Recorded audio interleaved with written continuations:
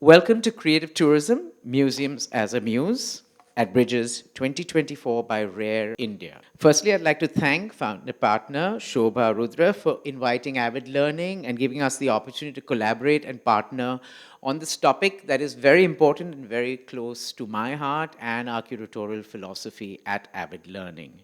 As all of you know, inbound tourism in India has experienced a significant growth within the country, India emerging as a popular destination for international travel. In 2022, despite the challenges posed by the pandemic, India received 6.2 million foreign tourists with a growth of 307%. The travel and tourism sector in India contributed to 9.2% of the country's GDP. In terms of employment, it generated 44.6 million jobs, which was approximately 8.5% of the total employment in India. The total contribution of travel and tourism to India's economy, including both indirect and direct impacts, was about 426.2 billion. Small numbers like that. India is currently ranked 54th in the World Economic Forum's Travel and Tourism Development Index of 2021. By 2030, India is expected to be among the top 5 business travel markets. And the source of this is FICCI's 2023 Inbound Tourism in India, Unlocking the Potential. During India's G20 presidency, more than 200 meetings were held in more than 50 locations across the country, and the year 2023 was declared as the Visit India Year 2023 in a bid to position India as a 360-degree holistic destination in major international source markets. India's vision for 2047 is to become a $1 trillion industry.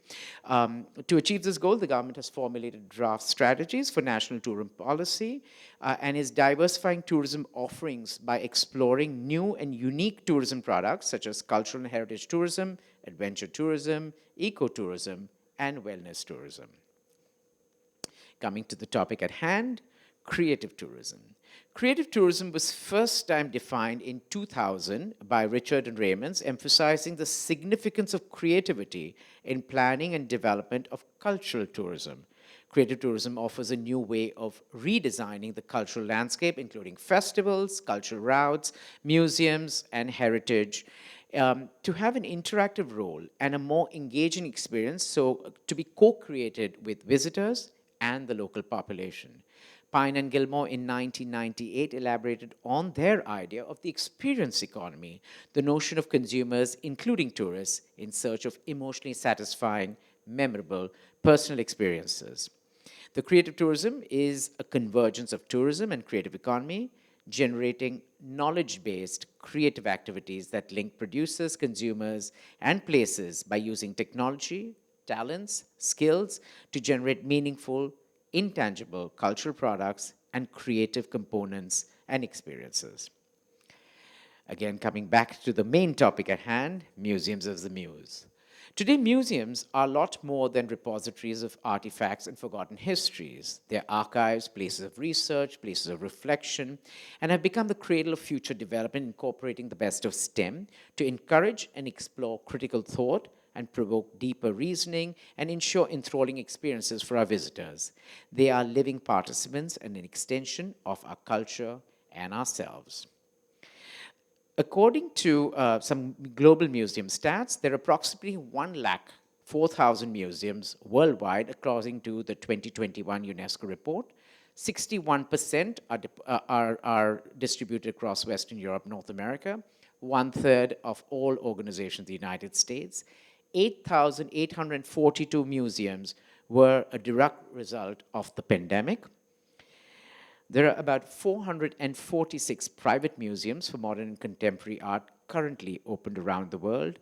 80% of the private museums open their doors in the new millennium. The global museum market is expected to generate 17.23 billion by the end of 2029, up from 7.48 billion in 2022. Museums are a catalyst for transformation. The Guggenheim Bilbao in Spain exemplifies this phenomenon. Once a dull, sleepy industrial town, Bilbao's economic fortunes and global recognition skyrocketed after the museum's construction. This, known as the Bilbao effect, highlighted the power of spillover benefits of cultural investment, revitalizing both social and economic ecosystems. The Louvre retained its spot as the most visited museum worldwide with 8.9 million visitors in 2023. The Metropolitan Museum of Art totaled revenue was 353 million for financial year 2023 and resulted in 3.9 million ticketed visitors. The emergence of a new generation of global cities of culture. A study by the University of Lausanne in Switzerland reveals a fascinating trend that the global center of culture is moving eastwards. Previously dominated by cities like Paris and New York, they're giving rise to Asian metropolises, particularly those in China and the Gulf region. Abu Dhabi, Doha are at the forefront of cities constructing state of the art new museums, opera houses, and theaters. Doha has the Mataf, the Arab Museum of Modern Art, the National Museum at Qatar, the Museum of Islamic Art. Qatar has made plans to increase its tourism sector, contributing to its GDP by 12% by 2030 as part of a strategy to solidify its position as a top international travel destination by luring in 6 million visitors yearly. Neighborhoods like the UAE have the Louvre Abu Dhabi, they have the Sharjah Art Foundation, Art Dubai, Dubai Opera. The visually distinctive Museum of the Future opened in 2022. There is more to come. There is the Guggenheim Abu Dhabi, slated to open in 2025 at Saadiyat Island. There is the Zayed National Museum, the Natural History Museum. Now, turning our gaze to India, according to G. Krishna Reddy, the Union Minister of Tourism, Culture, Development of the Northeast region of India, India is home to more than 1,200 museums which serve as a vibrant tapestry showcasing the rich and diverse spectrum of our civilization's cultural, religious, scientific accomplishments through history. The approach of garnering support from corporate sectors was adopted by some of the earliest modern ventures. In 1948, the Calico Museum of Textiles in Ahmedabad by the Sarabhais. In 1967, the Birla Academy of Arts and Culture in Calcutta. In recent years, there has been several new museums, public and private. Just to show you a visual of a few, the national museums include the National Museum Institute New Delhi, we have the Indian Museum Calcutta, we have the Victoria Memorial Hall in Calcutta, the Salarjung Museum in Hyderabad, the Allahabad Museum. We have the 3 NGMAs in Mumbai, Delhi, and Bangalore. New Delhi, where we are sitting, has the wonderful Kiranadar Museum of Art with museums in Saket and Noida, with the third one opening somewhere in this neighborhood. The Museo Camera Museum, the Pradhan Mantri Sangrahalaya, and then we have the Yug Yugin Bharat National Museum, which is under construction. The upcoming museum will be the largest in the world, showcasing the history and culture of India over 5,000 years. It will be hosted in the North-South block in New Delhi, covering 1.17 lakh square kilometers with 950 rooms. Quickly, just the museums in Mumbai, where I come from. We have the CSMVS, the Badaji Lad, and this wonderful National Museum of Indian Cinema. But what is most encouraging is the next section, is the birth of these new modern age, modern museums. We have MAP in Bangalore, which many of you all know about. We have the Indian Music Experience Museum, Bangalore. We have Prima out here is going to talk about it. We have the Bihar Museum in Patna, which is, again, a very interesting new museum that's come up in the last few years, the Partition Museum. You have smaller bespoke museums, such as Conflictorium in Ahmedabad, the Fort Aguada Jail Museum in Kandolim, though Vivek will say it's not a museum. We have the Madhya Pradesh, the Tribal Art Museum in Bhopal. Last year, the Ministry of Culture embarked on a mission to revitalize the museum landscape in the country and engage audiences. Under the leadership of Joint Secretary Mugdha Sinha, the International Museum Expo was at Pragati Maidan, New Delhi, driven by the theme of museum sustainability and well-being. A three-day expo brought together museum professionals from all over the world and India to discuss the evolving role of museums in the future. I was honored to participate and contribute to this discussion. Prima was on one of our panels out there. There is the upcoming second edition in May in Calcutta, which promises to be an exciting opportunity. And so this brings me to our topic at hand, creative tourism, museums as a muse. India boasts numerous museums brimming with potential. Today, we have a panel of experts from Goa and Bangalore who will share their extensive insights and on how museums can be leveraged across the country to attract a wider audience and boost the tourism potential. Please put your hands together and welcome Prima John, Director, Indian Music Experience Museum, Bangalore, and Vivek Menezes, co-founder, curator, Goa Arts and Literature Festival. Thank you for joining us today. Thank you for making the trip. I'm going to start with some opening questions. I've requested both the panelists to share a few visuals because, images tell 1,000 words. Just share your practices, elaborate on how museums can become mainstays, become, a must-visit attraction for tourists, both international and domestic, on their itineraries. So I'm going to start with you, Prima. I mean, you run this wonderful museum. I don't know how many of you have been. I'm not going to do the show of hands. Vivek is going to do that later. But there's this wonderful museum, the Indian Music Experience Museum in Bangalore, that I've actually collaborated with in the pandemic days. So most of it was online, and then I had the pleasure of going and meeting Prima there last year, and it's a wonderful new creation using technology, using heritage, and creating, I would think, a museum of the future. So Prima, take us through your presentation and share this wonderful gem that is there. It's such a pleasure to be here. Thank you, Asad, for inviting me on this discussion, and also to Bridges. And thank you all so much for being here as part of the audience. It's a rare opportunity where museum directors and people working in the arts get to talk about industry and museums, especially in the context of India. So I'm very, very excited about the conversation we can have, and I hope all of you can participate as well. I want to begin by telling you a little bit about IME. We are a relatively young institution. We opened our doors in 2019. The project has been in development for almost 10 years. And we opened in 2019, and after that, of course, the pandemic hit. So we've had truly operational years of about 3 years now.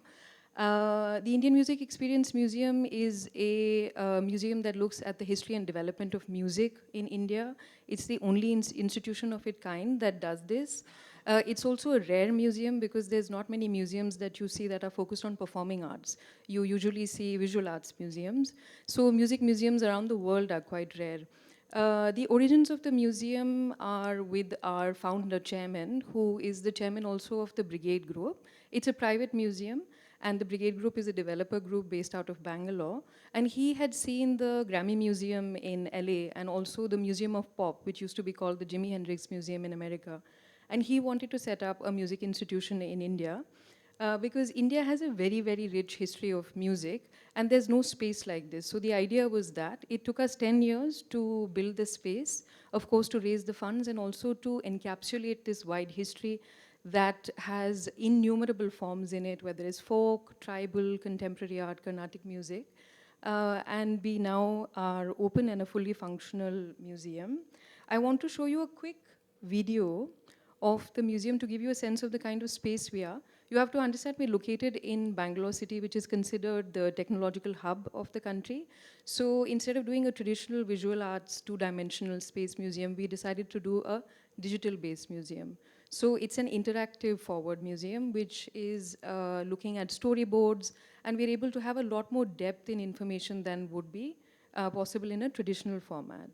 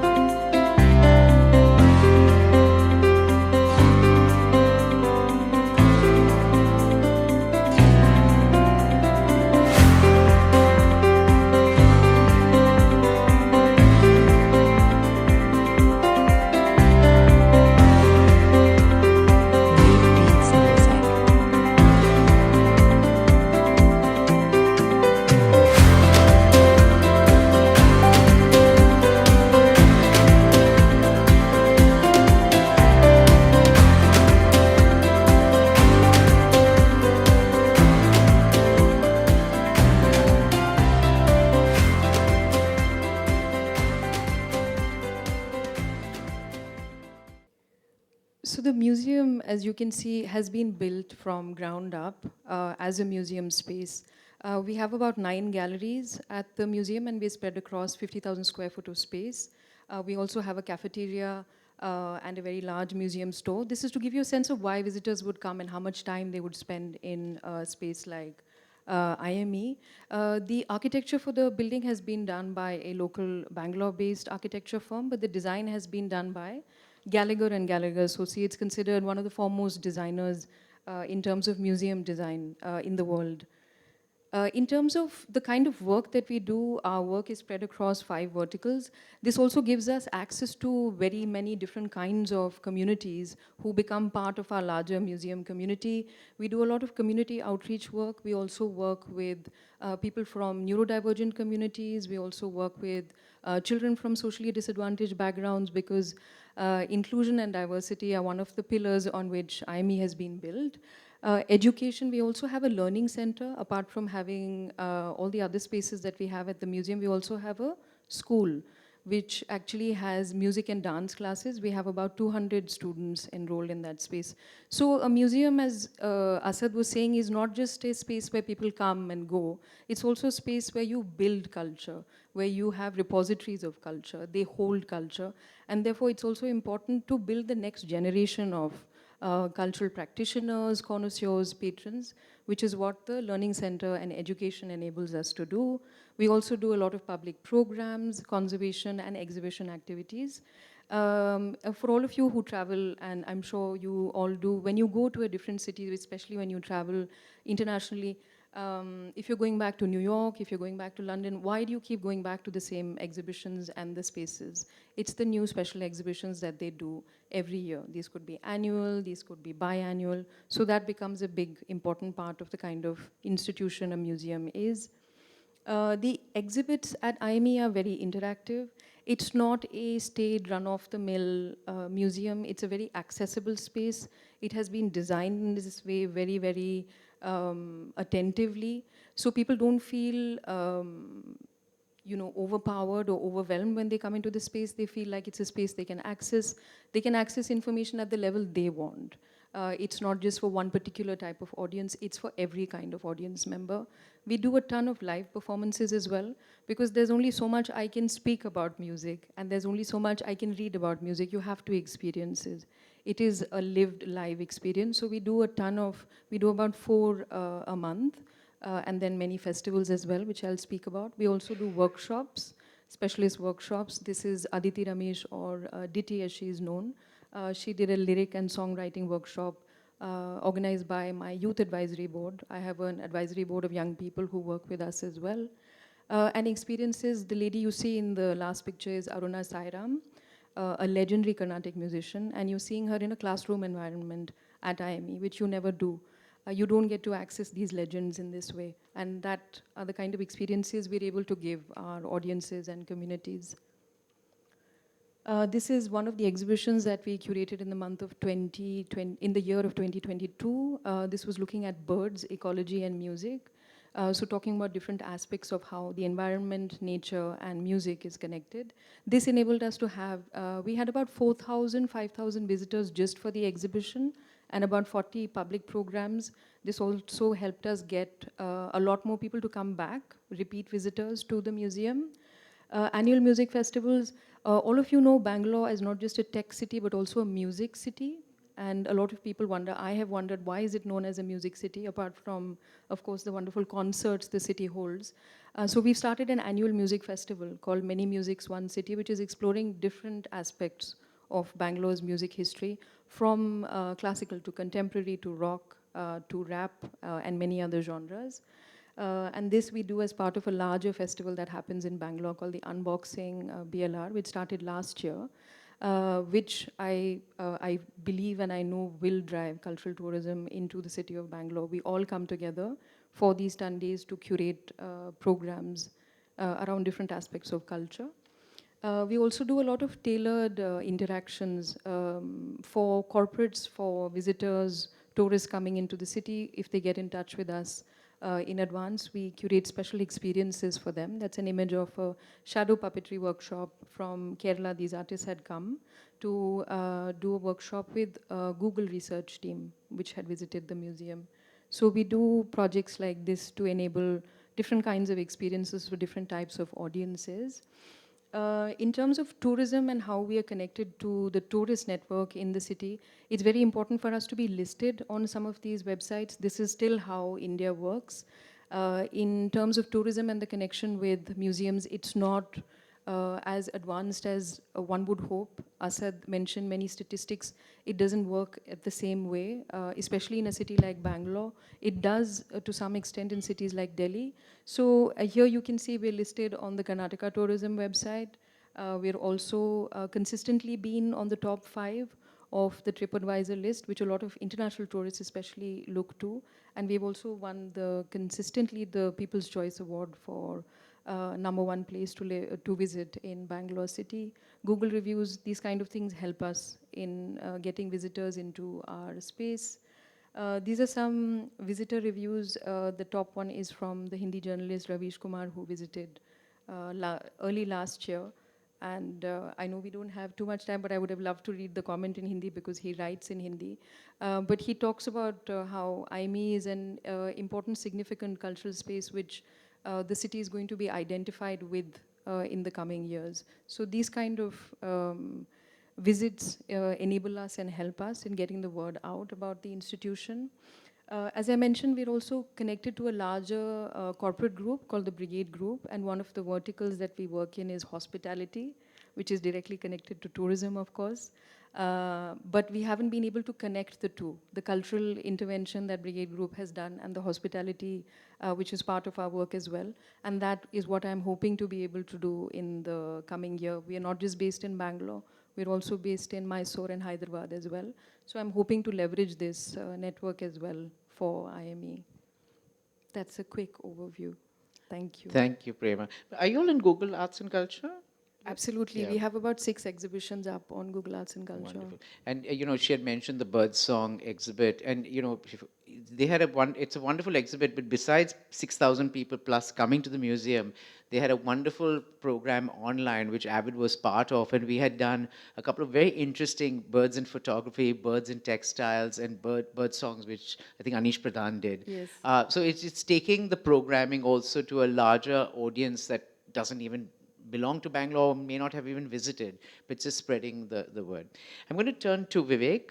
Vivek, most of us have been outsiders, have this romantic idea of Goa, a popular tourist destination known for its pristine beaches, a vibrant nightlife, the food, the churches, convents, declared as, some of the structures are World UNESCO Heritage Sites. So take us through your Goa and specific to the topic of Thank you, museums. Asad, and welcome to this conversation. I feel a bit honored to be here. A little bit of imposter syndrome also, because both of these professionals have absolutely wonderful museums, institutions, which are both landmarks, and I admire so much what you do. But I do not have that kind of institution, though I have curated a number of different things as well as the literature festival. But I'd like to start actually with a kind of show of hands. So how many people here have been to Goa? Right? Almost everyone. How many people, out of those people, how many people have been to a museum in Goa? Okay, that's the unusual crowd. Because basically, the situation in Goa, due to a combination of factors, it's a place which is effectively doesn't have any museums. It has one or two little ones of quality. There is the Museum of Christian Art, which is partly funded by the Indian government, but partly funded out of Portugal, the former colonizer. There is a wonderful collection of Trinidad paintings, one of India's great artists in Panjim, which is at the Fundação Orient. It's also a Portuguese foundation. And then you have a few other little tiny places, but that's it. We have possibly the worst state museum in the country, which is saying something.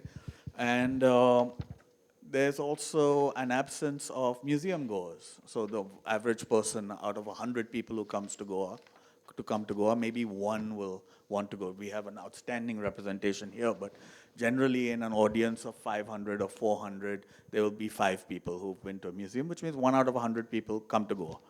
So this is a paradox because at the same time that we have no museums and no museum goers, Goa is and has been what my friend Ranjit Hoskote calls a seedbed of artistic excellence, which has greatly enriched the rest of the country as well as Goa. So maybe some of you do not know this, so I'll just quickly recap. Like the Indian art world now is a multi-billion-dollar industry, but it's founded substantially on the backs of people who came from Goa and the Konkan to the JJ School of Art at the turn of the century. Trinidad was one of them. And of course, Sousa and Gaitonde, kind of the fathers of representational as well as abstract art, were both Goans who came from Goa and shared roots in North Goa together. And that trajectory continues right into the 21st century. Hindustani classical music, substantially seeded by people who came out of Goa, whether it's Kishori Amonkar, her mother Mogubai Kurdikar, a very large Kesarbai Kerkar, Jitendra Abhisheki, a very large collection of classical music, Western Hindustani classical. Western classical music also has a huge range of exemplars, including at the moment Dame Patricia Rosario, who's a star in London, and we have a burgeoning classical music scene in Goa, including exemplars like the Stuti Choir, which are as good as it gets anywhere really in the world, a very inclusive choir performing an amazing, ambitious repertoire in spectacular buildings. Goa also has this history of jazz, creating the sound of Bollywood. Naresh Fernandez says that the Goans created the sound of Bollywood. It includes people like Anthony Gonsalves, whose name you've all heard, but it extends till today. There's a huge interplay between Goa and Bollywood. Then, of course, in the 21st century, late 20th century and 21st century, an entirely new genre of music called Goa trance is actually hugely popular all over the world. That also emerged from Goa. Then, of course, you have Remo, and currently you have maybe the most interesting fadishta, which is fado is a style of music that is Islamic Iberian style of music, but maybe the most interesting fadishta in the world is in Goa.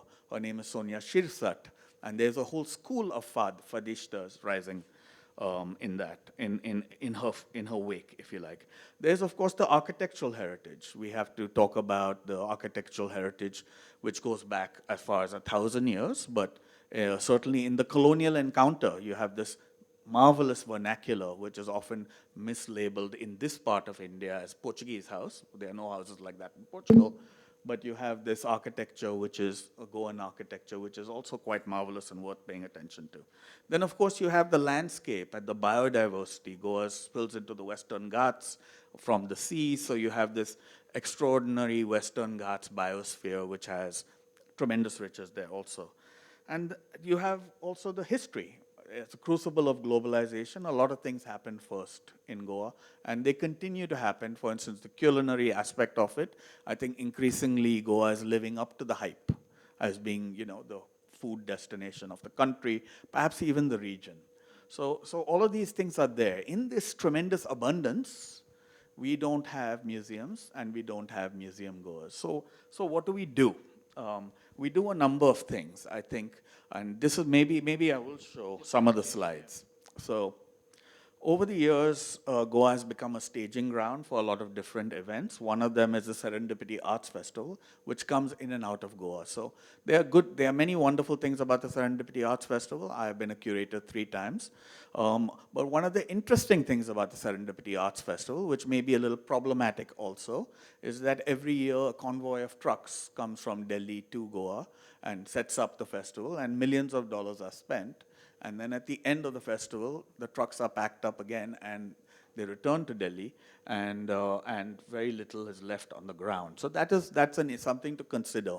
I mean, over the course of the festival, if you spend $30 million, for instance, perhaps you'd like to see something out of it. But here's something that did last. This is Solomon Sousa, Solomon. This is a painting by Solomon Sousa. So you may have heard of Francis Newton Sousa, the great Goan modernist. His grandson is a savant also. Sometimes genius strikes, lightning strikes in the same place.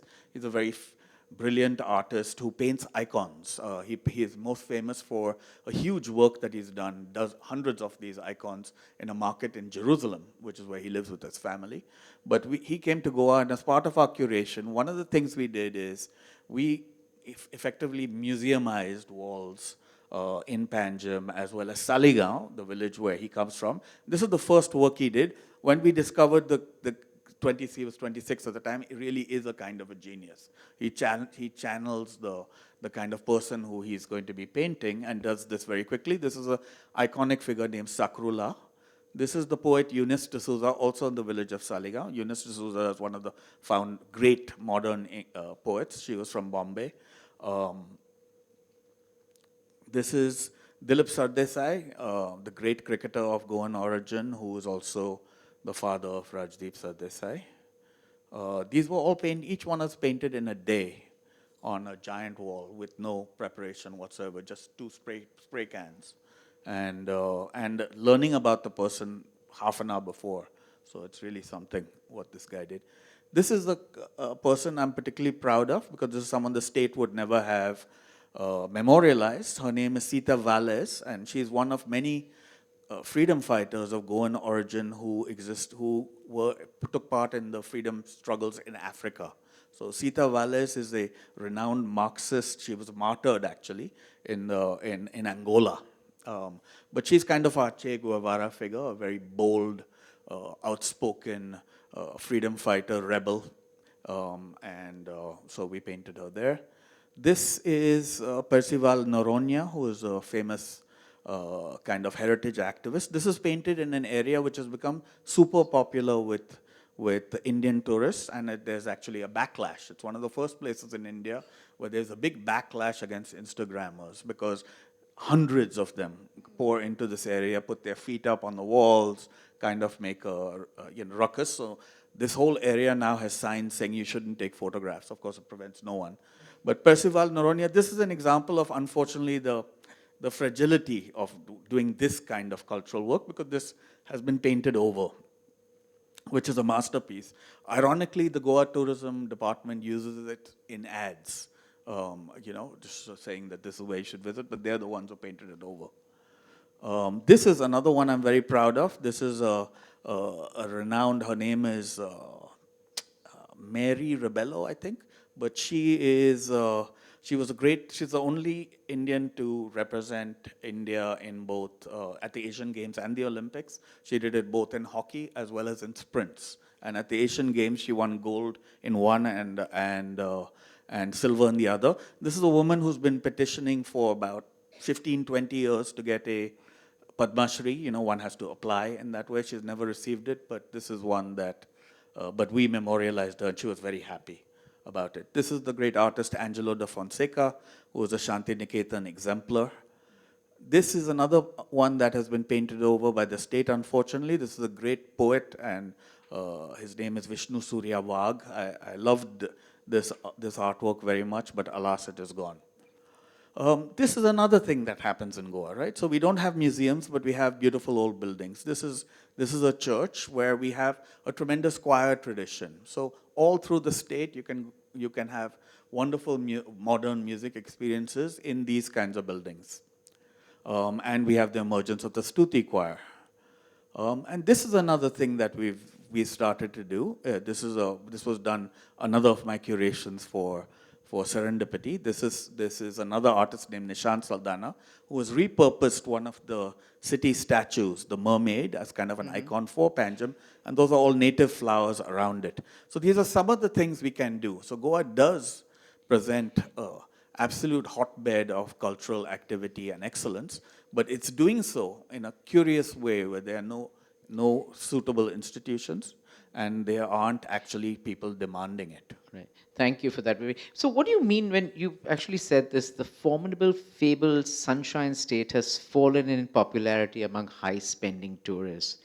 I mean, since this is about tourism, so what is the most prominent factor that's responsible for this, because Goa for us used to be this, if you look at it from the outsider's perspective, it's this penultimate, I mean, we can't call it the Hamptons of India, but, we equate it. We call it the San Sebastian of India for the food.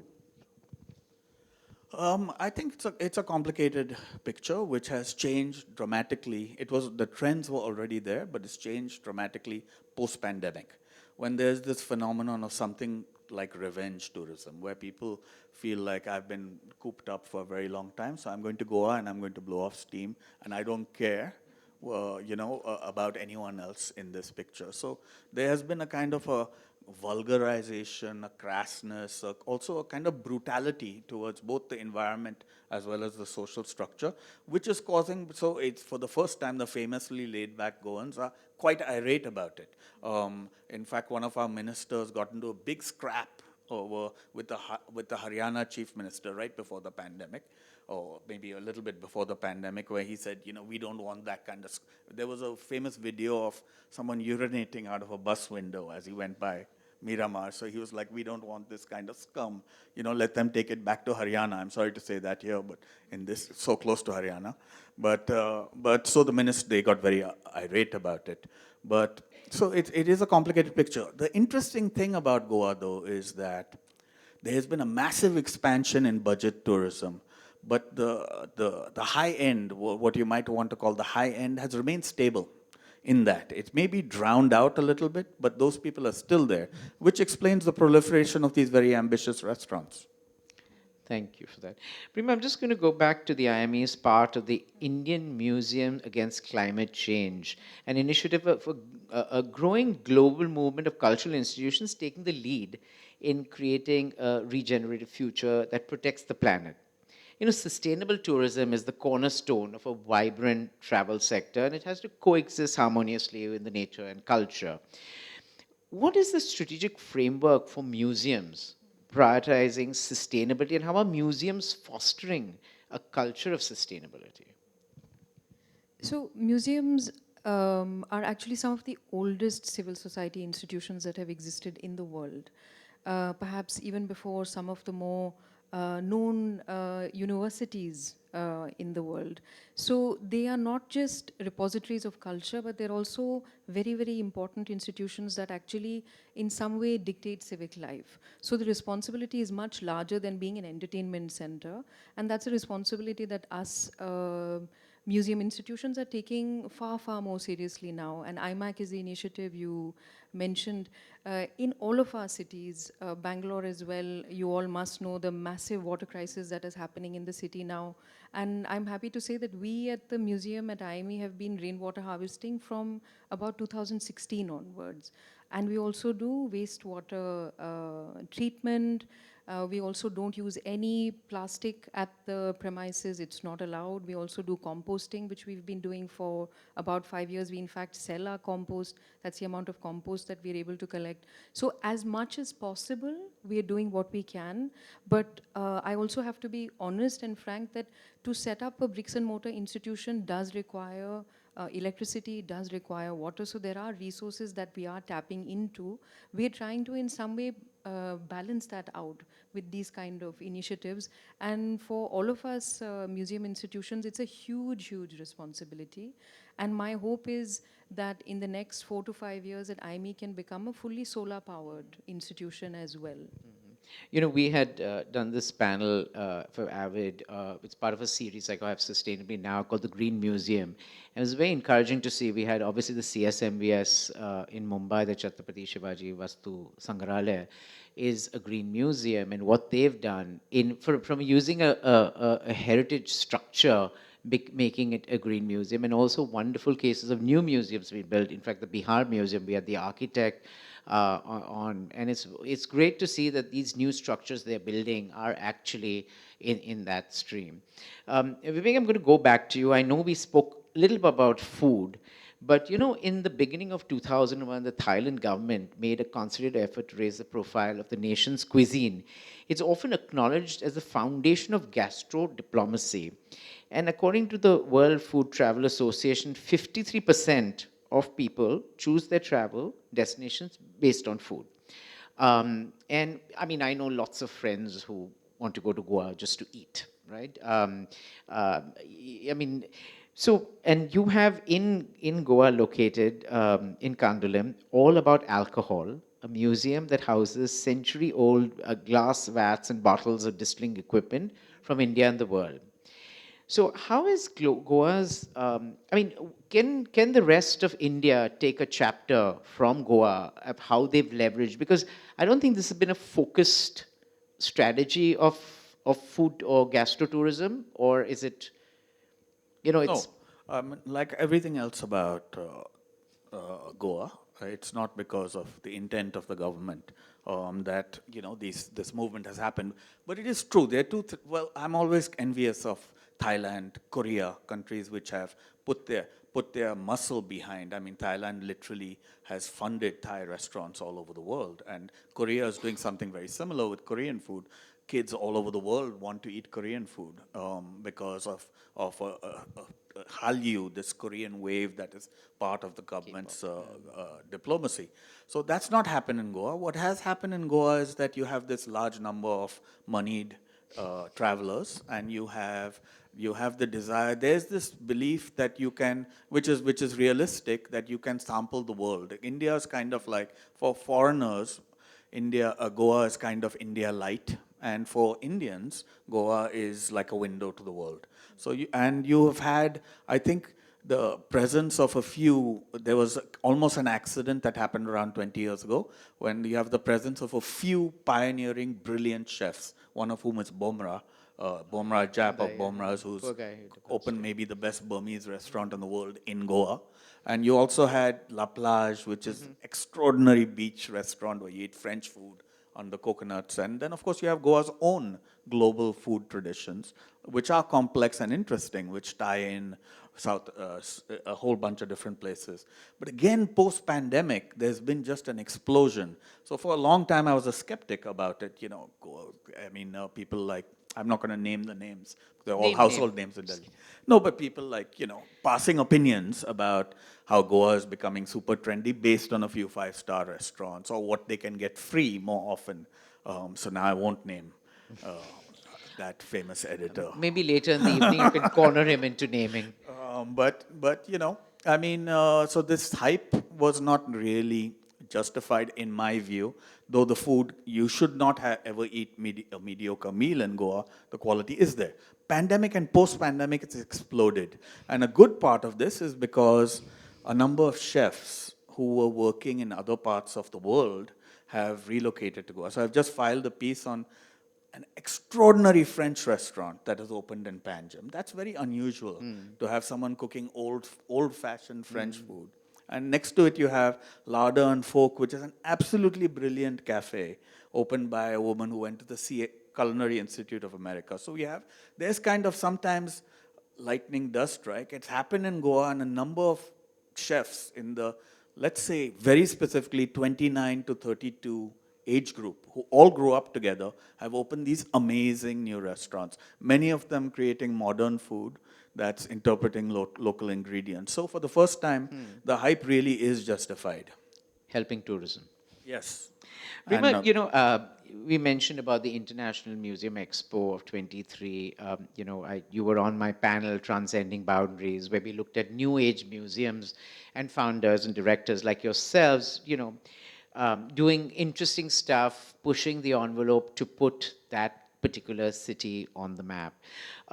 So how do you look at the cumulative influence of initiatives such as this in terms of artistic expression and growth of tourism? And it's quite commendable. I'm not a spokesperson for the government, but for a government to initiate initiatives like a museum expo to teach practitioners best practices, so everyone learns from each other.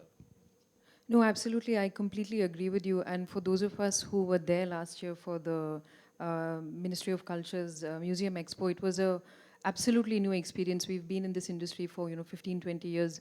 Never before has the government of India done any initiative like this. So it was the largest gathering of cultural practitioners, especially museums in the country. So I'm very glad to hear that it's happening again in Calcutta this year.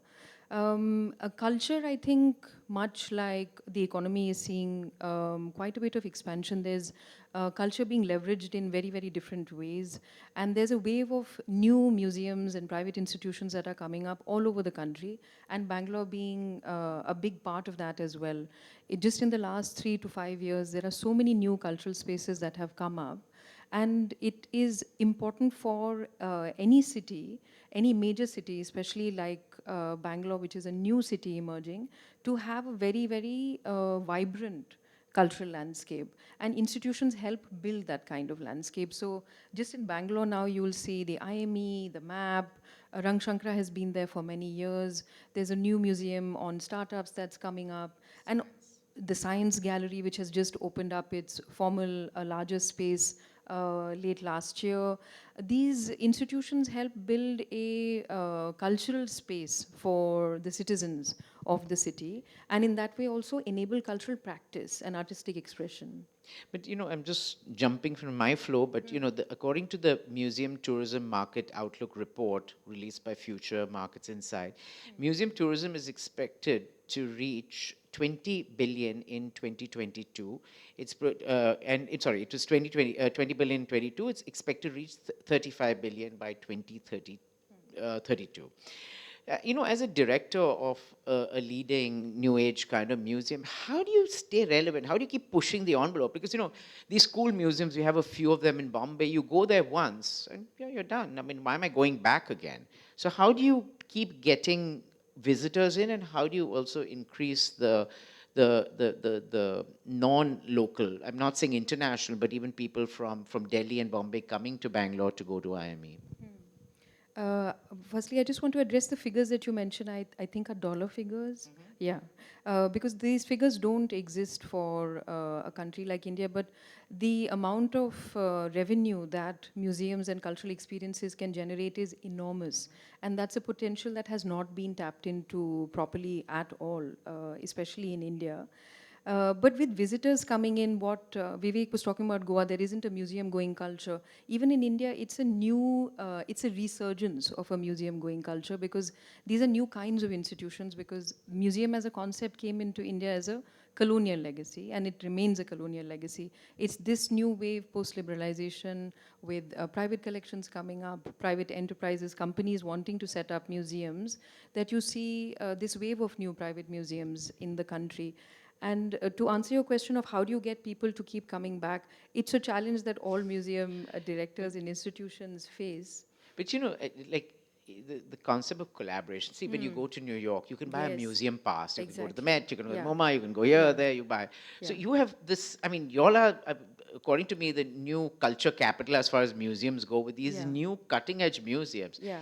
Do you all work together? I know Unboxed, Absolutely. I was part of a couple of the discussions. Yeah. But besides Unboxed, do you have a museum pass that takes you to all the museums? So we don't actually have a museum pass. So what happens with private museums is also that you don't get listed on the government website because you're not a state museum. So that is one disadvantage that we face.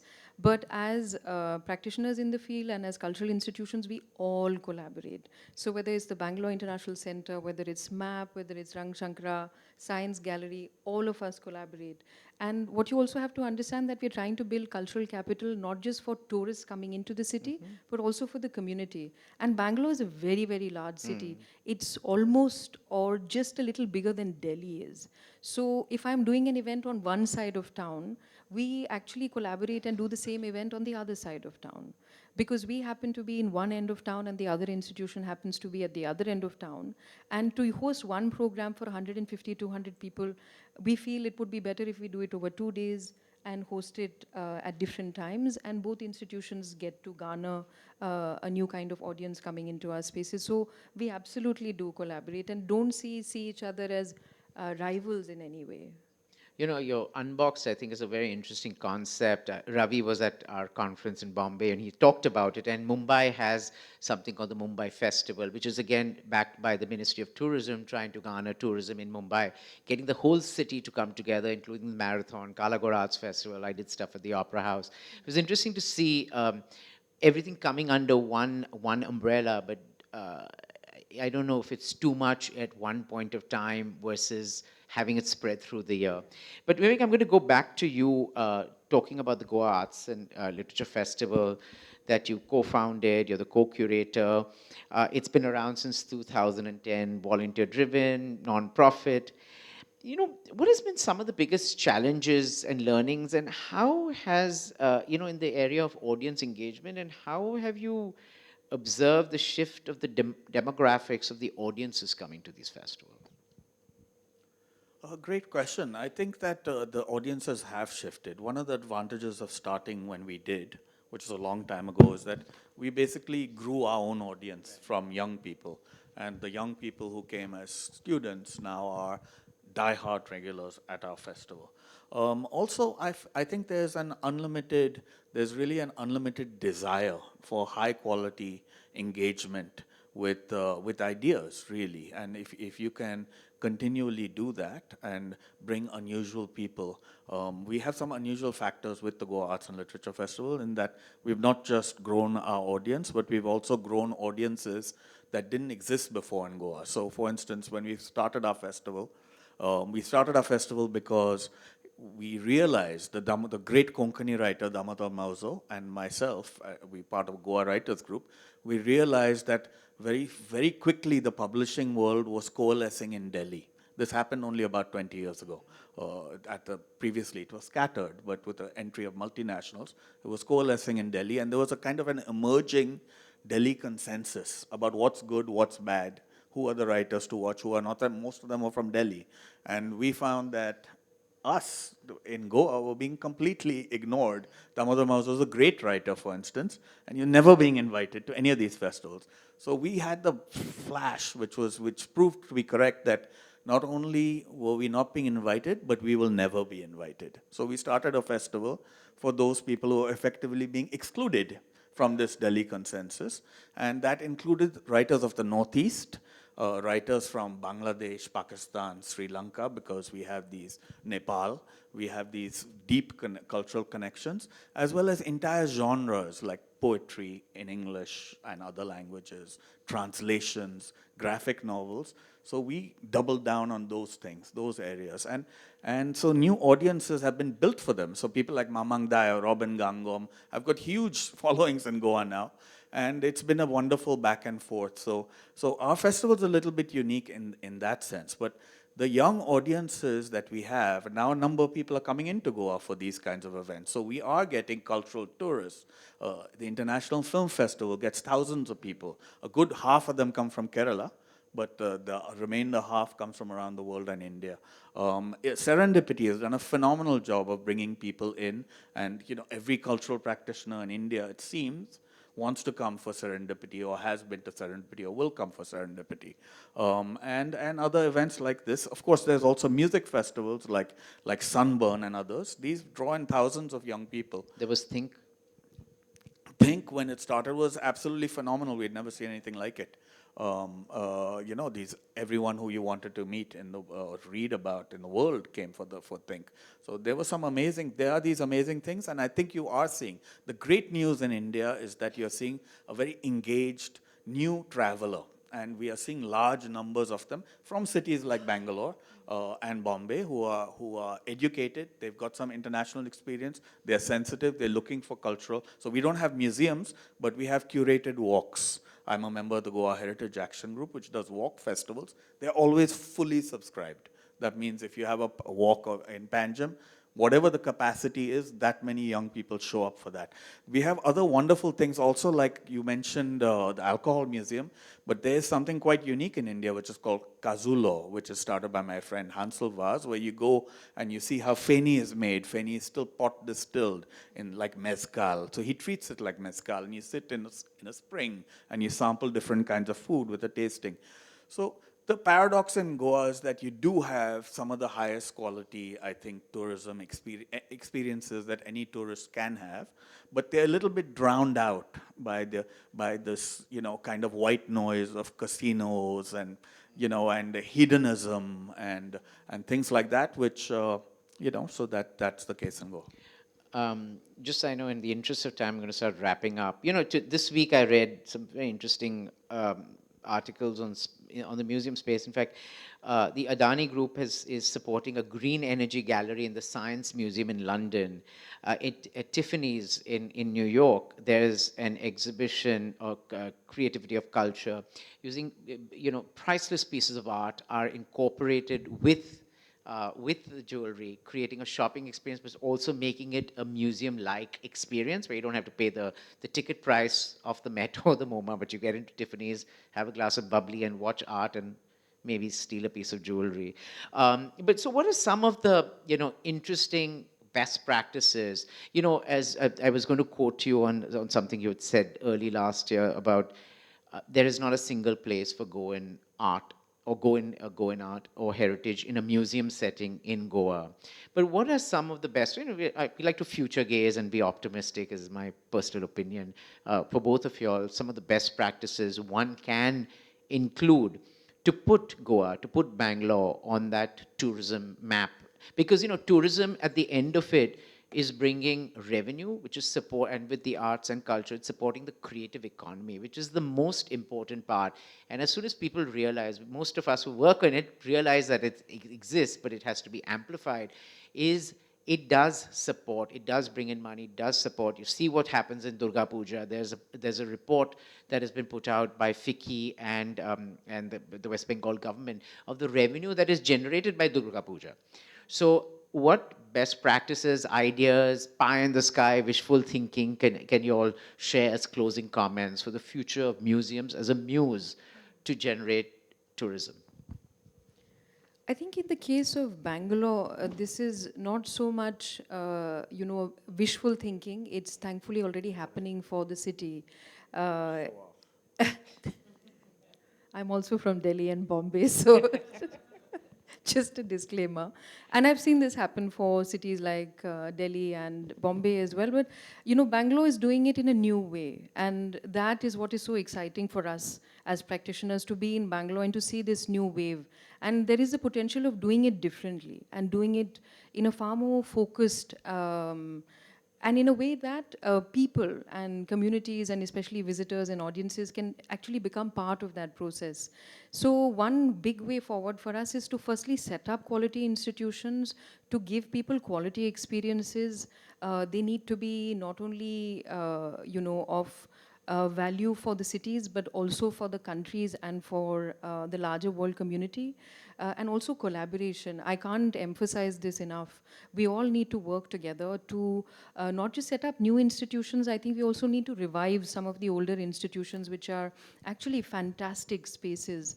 So the other project that the Brigade Group is working on is the Venkatappa Art Gallery, which is a state-run gallery space that has been defunct for the last 15, 20 years. It's also directing patronage in a way that allows spaces that are required for art practice, art viewing, and enjoyment to be revived and run in a way that is sustainable for the future. So I'm extremely hopeful for what's happening in the country, and I also know of several projects that are coming up all across. It's almost like China was, about 10, 15 years back when I remember there was one year when they were setting up 4,000 museums. I don't No think one goes in them, though. That's a slight problem. yeah, there were many problems with that as well, but I know there are so many new projects coming up all over the country. So it's a very, very exciting time. It's a time when the concept of museums, which is a colonial concept, is being brought into a completely new phase. And I think we're driving it. So that's very exciting. Thank you. This idea about the museum as a colonial construct, it's actually, in some ways, the modern museum was birthed in India because the Bauda Jila used to be the Victoria and it was the Victoria and Albert, and the people who set up the Victoria and Albert in Bombay then went and set up the Victoria and Albert. So there's a collecting kind of angle to it, which has its issues. Having said that, I do think it's a crime, for instance, in Goa, that generations have grown up without ever seeing a Sousa or Gaitonde, which you can see in Delhi, to its credit. I mean, it's a kind of cultural crime. And people don't know who Kesarbai Kerkar is necessarily, or Kishoria Monkar. These are problems. But what my solution to it and my idea is that instead of treating, so these the reason we don't have a museum, and in fact our existing collections and museums have been destroyed in an overall collapse of government. So governance is broken in Goa. You may not know this, but it's relevant. Over 100 years ago, they set up a museum in Goa. The citizens of Goans, set up a museum and collected Renoir, Pizarro, George Gross, right? These were nationalized about 30 years ago and disappeared, right? And since then, Gaitonde gave beautiful painting canvases to the Kala Academy, which have also disappeared. And Kala Academy, which was a jewel of an art center, has been destroyed by renovation, actually destroyed. The roof has come down after spending $10 million on it. So in the absence of governance, which appears to be a permanent, near permanent feature in Goa at least, I would like to look at museumizing the state. You know, the way that we consume art and culture. Goa has an abundance of it, and they are absolutely marvelous experiences. I was a little bit hurt, Asad, when you said that why go to Goa now? Why should we go to Goa? You know, you can go to Thailand, cheaper. That was off the record, by the way. But yes, we are all for tourism. That's the purpose. But the point is that it misses out, because actually what you can have when you have a daughter, you can have the most marvelous cultural and environmental experiences very easily in Goa if you just spot them out, right? There's a very long list of these things that you can do. So I think that I am hopeful. The reason I'm hopeful is because the younger generation of Indian tourists, there is a critical mass of them who are interested in culture and are sensible, sensitive individuals, and they are driving good change in Goa. Right. But thank you for these comments and these insights. I think one part which we didn't touch upon is education. You know, education is very important, not just from the school levels of educating in our education, curriculum, encouraging students and people that museums are important parts of their education. But on the flip side, for practitioners, where are our courses on museology? How are you going to, if you build these beautiful buildings, you need people to run it. And that is one big gap that's there, is having qualified professionals, because there's no education to teach them or train them. But that said, I think there's wonderful work happening in the space. We didn't touch about the metaverse, which also has lovely museums in there, looking at the online space, which cannot be neglected or ignored. I mean, it is the way the younger kids are going to be consuming museums and artifacts and learning, but you can never substitute being in a museum, looking at that little small Mona Lisa, thinking it's really big before you actually saw it, or seeing it online. So museums are here to stay. They're a very important part of our cultural fabric, and hopefully our tourism economy, and hopefully a good ally for the rare group to be getting in all these wonderful tourists, not only just international, but also Indians, because there's a lot of money in this country at the moment. I have lots more to talk, but I'm very time sensitive. I've gone 7 minutes over my time, which I never do. But thank you for being such a great panel. And thank you for not falling asleep. And one person fell asleep, I have to confess. I'm not saying who, but thank you for being here. And Shobha, thank you once again to you and your team for giving us this opportunity.